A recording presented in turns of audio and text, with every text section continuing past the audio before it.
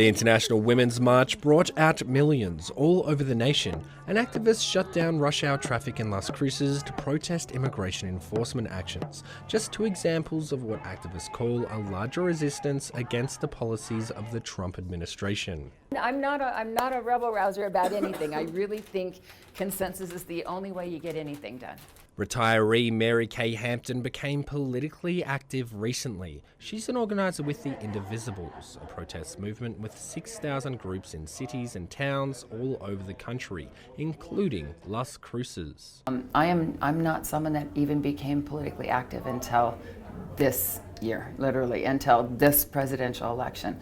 I was so blown away by what happened with the election that I just didn't even conceive that we'd have this president. And I feel like I can't tolerate this without standing up and saying what I believe and trying to take a stand. Tony Martinez is the Las Cruces group's chairman. Our members of Indivisible are resisting some of the divisive rhetoric that's out there to ensure that our democracy works, that we do live in a free and fair nation that is for all and representative of all. And so we organize, we protest. Doesn't this rhetoric sound familiar? In case it doesn't, remember Occupy Wall Street. The Occupy movement mobilised millions to protest and occupy public spaces, including the park in front of Las Cruces City Hall, where KRWG interviewed protester Richard Wright. We're occupying in solidarity with Wall Street and trying to raise awareness of social and economic injustices taking place throughout the country. And it's just the beginning of, actual action. The Occupy movement protested the corporate influence on politics, but according to Open Secrets, the elections that followed have seen record highs in dark money and outside spending by non-disclosing groups giving to political candidates. The Occupy movement has since fizzled out. 20th century, however, the late 20th. Nancy Baker is an emeritus professor of government at New Mexico State University.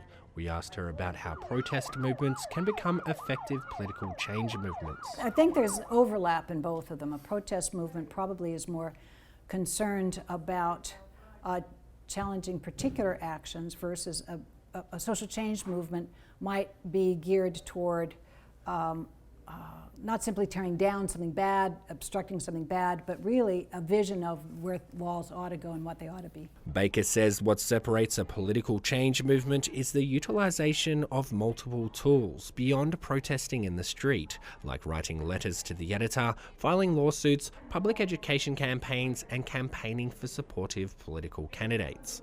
Baker says organisers of today's movements should be taking notes from the civil rights movement's playbook.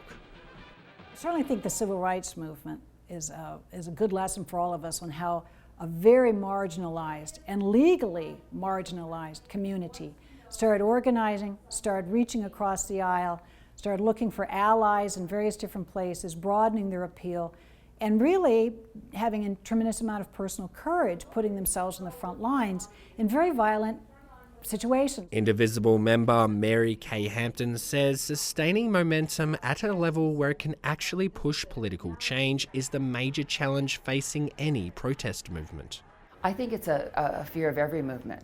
And I think something happens, that you either get too big and then people think, well, you're so big that you don't need me, or you just fizzle away because people lose their enthusiasm for making those changes. And we really want to keep people enthusiastic. There are Indivisible groups organising all over southern New Mexico and the 2nd Congressional District. Hampton says the groups are unified by their primary political goal, holding Congressman Steve Pearce accountable. We're all working for the same agenda, which is to make sure that we put someone else into that seat because we don't feel that Pearce is representing our values.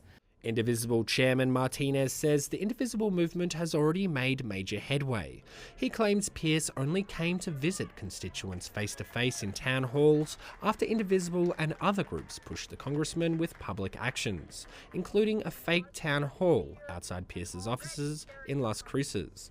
But even before this fake town hall, Pierce's office told KRWG he planned to hold meetings in person, saying the congressman has always kept a busy public schedule with constituents, and this year will be no different.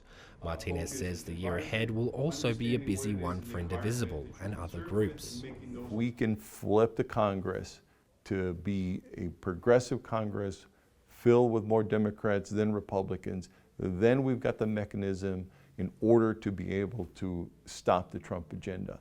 Martinez says the next 18 months will be crucial for the Indivisible movement. There are 18 Indivisible groups organising in southern New Mexico. 300 local members make up the Indivisible group in Las Cruces. For KRWG, I'm Simon Thompson.